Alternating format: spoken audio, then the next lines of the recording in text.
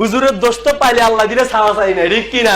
হুজুরে নিজের বউ নিয়ে হাঁটতেছে, বা দেখছো কত বড় বেয়াদব হুজুর, বউ মাইয়লা লই আরে, ঠিক কিনা? জামা যদি একটু বড় হয় হুজুরের কাপড়ের দাম বাড়াইছে, ছোট হইলে টেডি হুজুর, পেট বড় হইলে পরের খানা খাইতে খাইতে পেটটারে জাহান্নামের তাগারি বানাইছে, ঠিক কিনা?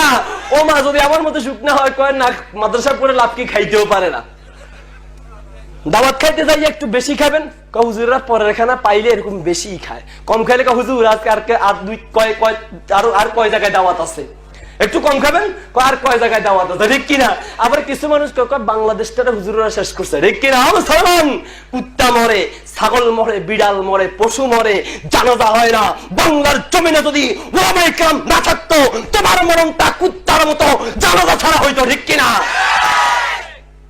তোর আব্বার দিয়া পড়াইতে হুজুর লাগছে, বাদাই মা তোর মারা তোর আব্বার দিয়া যদি হুজুরের না পড়াইতো, তুই হারামজাদা হইতি, ঠিক কিনা? তোর তুই জারজ পোলা হইতি, তুই জারিবা পোলা হইতি, তুই হারামজাদা হইতি। তোরা তো সহিভাবে জন্ম দেওয়ার ক্ষেত্রে হুজুরের অবদান আছে।